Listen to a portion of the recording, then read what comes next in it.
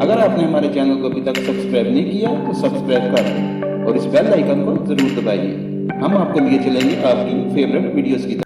Google پر کبھی بھی ان چیزوں کو سرچ مت کریں. ویسے تو دیکھا جائے تو انٹرنیٹ کی دنیا گوگل کے بغیر ویران ہے. خود کار گاڑیوں سے لے کر ورچوئل ریالٹی ہیڈ سیٹ اور اسمارٹ کنٹیکٹ لیسنس تک گوگل کے متعدد پروجیکٹس ہیں، مگر اس کی اصل پہچان سرچ انجن ہی ہے اور سبھی گوگل پر روزانہ کچھ نہ کچھ سرچ کرتے ہیں. تاہم کچھ چیزیں ایسی ہوتی ہیں جنہیں گوگل کرنے سے گریز کرنا چاہیے، ایسی چیزیں جن کے اشتہار بعد میں دیکھنا پسند نہ کریں. ہو سکتا ہے کہ آپ گوگل پر کسی وجہ سے ریفریش کے علاج کو تلاش کرنے کی کوشش کریں، اور اگر ایسا ہی کچھ کرتے ہیں تو پھر آپ کو متعدد اشتہارات کے لیے تیار رہنا چاہیے. ہر بار جب بھی آپ کوئی ویب پیج اوپن کریں گے تو ہو سکتا ہے کہ آپ کی مطلوبہ سرچ سے متعلق اشتہار آپ کے سامنے آ جائے. نمبر 2، کس قسم کے جرائم سے متعلق؟ یہ کافی سنگین ہو سکتا ہے، جسے آپ گوگل پر سرچ کریں کہ کوئی ہتھیار کیسے بنایا جاتا ہے وغیرہ وغیرہ، چاہے ایسا تفریح کے لیے ہی کیوں نہ کیا گیا ہو.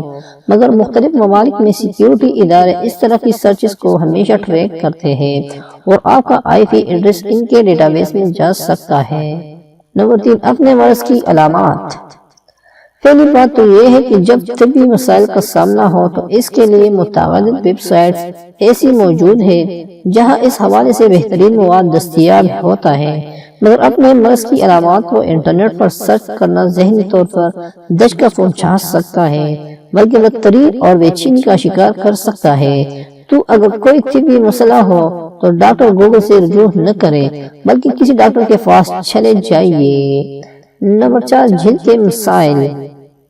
اگر چہرے پر کوئی دانہ یا دبا ہو تو گوگل نہ کریں.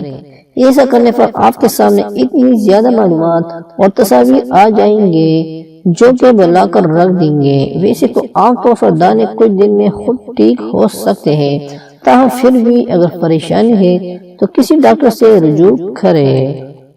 ٹرانسلیشن. کتنی بار آپ کو انگلش کے اردو ترجمے کے لیے گوگل سے رجوع کرنا پڑا؟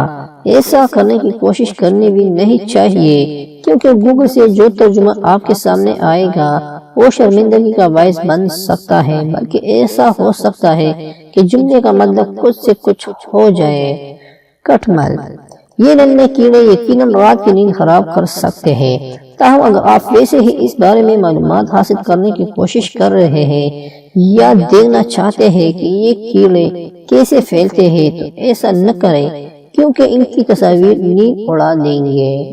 تمباکو نوش افراد کے پھیپھڑے.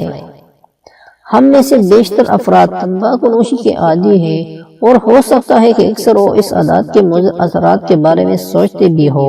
انٹرنیٹ تمباکو نوشی کے عادی افراد کے بیمار پھیپھڑوں کی تصاویر سے بھرا ہوا ہے، جو کہ ہو سکتا ہے کہ آپ کو بہت زیادہ پریشان کر دے. اپنا نام.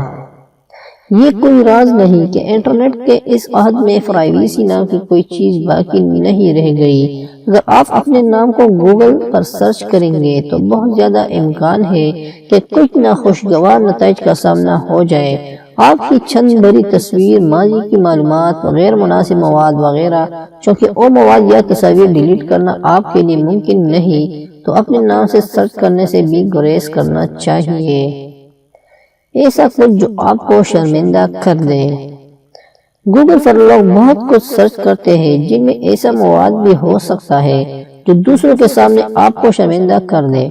اس سے ہٹ کر بھی آپ ایسے اشتہارات اپنی کمپیوٹر اسکرین پر اچانک نمودار ہوتے دیکھنا پسند نہیں کریں گے، جو کہ آپ کی شرمندہ کر دینے والی سرچز کے نتیجے میں سامنے آتے ہیں.